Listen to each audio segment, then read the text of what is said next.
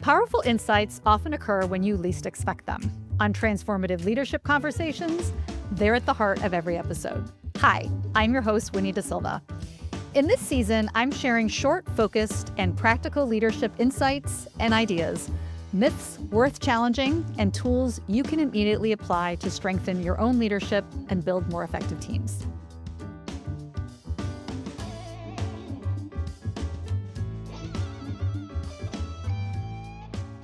It's hard to believe that summer is around the corner, and it's around this time that my family and I start to talk about our travel plans.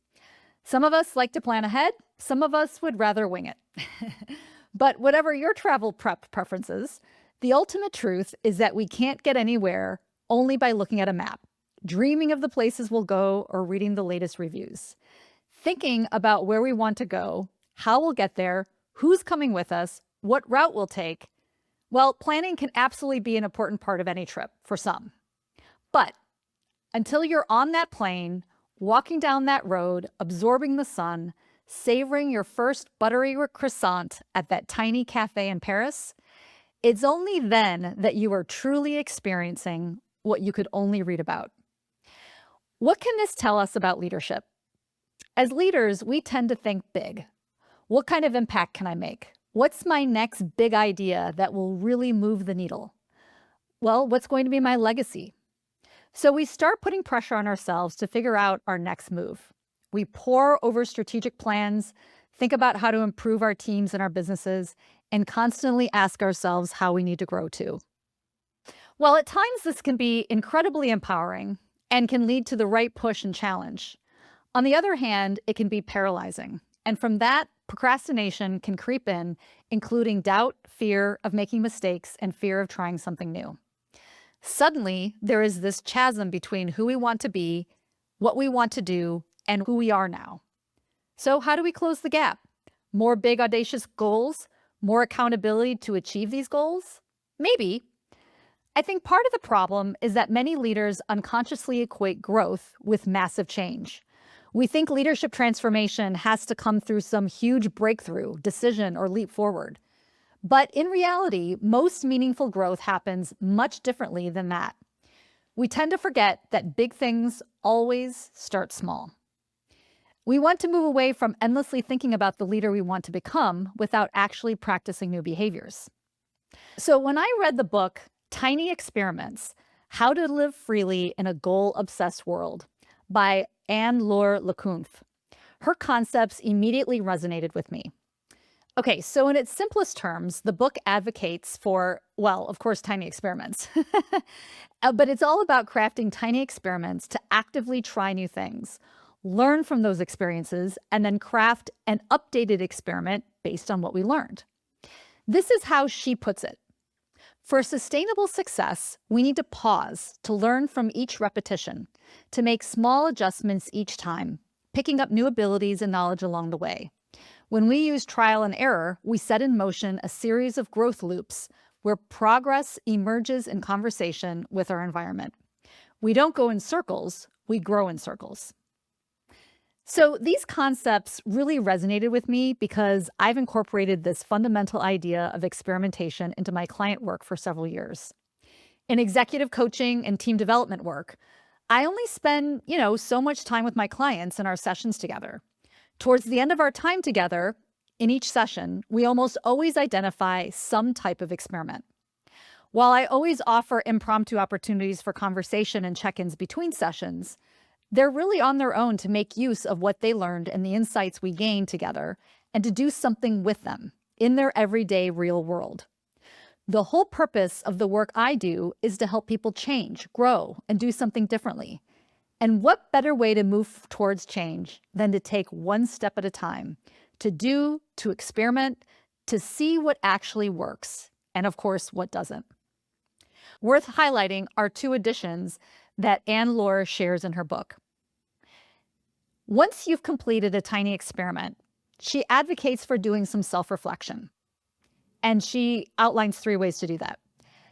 Look at the plus, the minus, and the next. So with the plus, note down any positive observations you made from this experiment.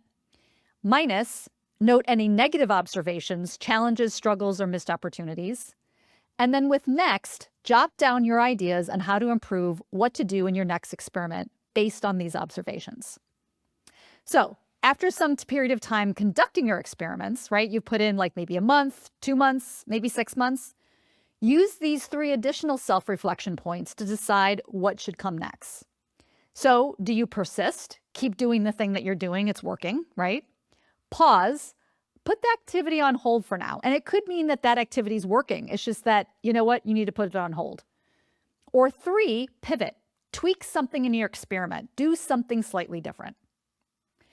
So I hope you're enjoying a taste of these concepts, but her book goes into so much more detail, more than I'll cover here. But I highly encourage you to read Tiny Experiments. It's such an evergreen classic, it'll be well worth your time. I think one of the reasons these ideas are so powerful for leaders specifically is because leadership growth can sometimes feel really overwhelming. Many leaders put enormous pressure on themselves to improve quickly, to become more strategic, more influential, better communicators, delegators, listeners, decision makers, better at executive presence and managing relationships and stakeholders. I mean, the list is sort of endless. But over time, growth itself can start feeling so big and abstract that leaders don't know where to begin. So instead of trying something small, they stay in their heads. They think and talk about changing. They read about leadership, listen to podcasts, and gather ideas. But insight alone does not create behavior change. Leadership growth happens when we actually begin practicing new behaviors in the real world. And that's why I think Tiny Experiments is such a powerful idea. These lower the emotional stakes enough for us to begin. Tiny Experiments give us a way to practice becoming the kind of leader we want to become without requiring massive reinvention all at once. Maybe your experiment is setting aside 1 uninterrupted hour twice a week for strategic thinking, instead of staying trapped in reactive work all day long. Maybe it's reaching out to 1 old colleague every week and creating 2 new professional connections each month because you want to expand your network and your relationships more intentionally. Maybe it's writing 1 LinkedIn post a week for a month because you want to develop your voice and visibility as a thought leader. Or maybe it's experimenting with asking open-ended questions in meetings instead of immediately jumping in with answers. Or maybe it's changing how you prepare for conversations with your boss because you want to strengthen that relationship and become more proactive. What matters here is not the size of the experiment. In fact, I would recommend keep the bar really low. Smaller is often better. Smaller experiments reduce the feeling of being overwhelmed. They reduce the pressure to immediately be great at something, and they create enough safety for us to actually try. And over time, those repeated behaviors start creating something important: data. Data you can use to adapt, learn, and grow some more. I've noticed this pretty constantly in my coaching work. Many leaders assume confidence comes first and then action follows. But much of the time, confidence is actually built through action, through trying something, through repetition, through surviving the discomfort, through learning that you are capable of evolving, growing, and changing. A few months ago, I actually decided to run one of my own tiny experiments publicly on my podcast. You might remember that episode. At the time, I had been reflecting on how easy it is, especially as a business owner and leader, to equate productivity with value. So I committed to spending 45 minutes each week doing strategic thinking with nothing but pen and paper. No computer, no phone, no distractions, just uninterrupted thinking time.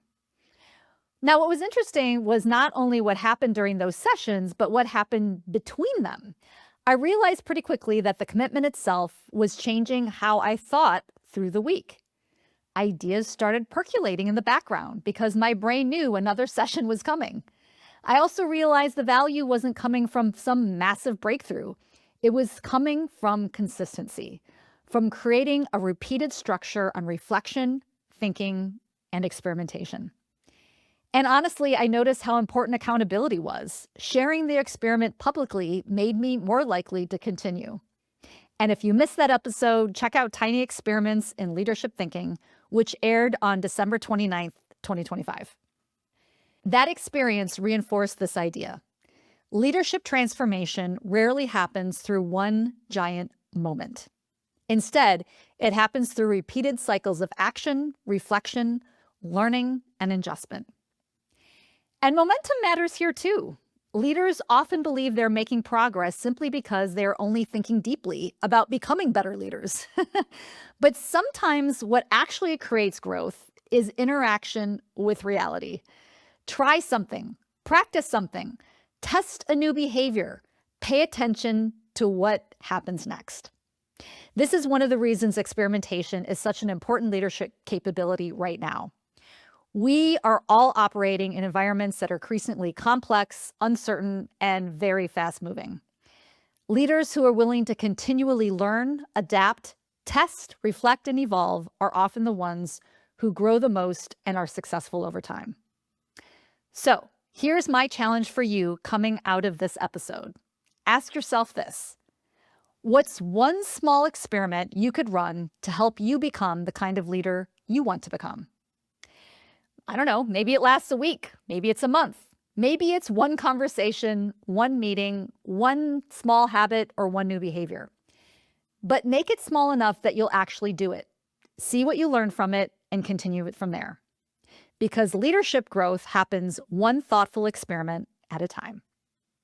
If you're looking for support in thinking through the kinds of leadership experiments, behavioral shifts, or growth areas that could have the biggest impact on you or your team, this is exactly the kind of work I help leaders navigate. So reach out.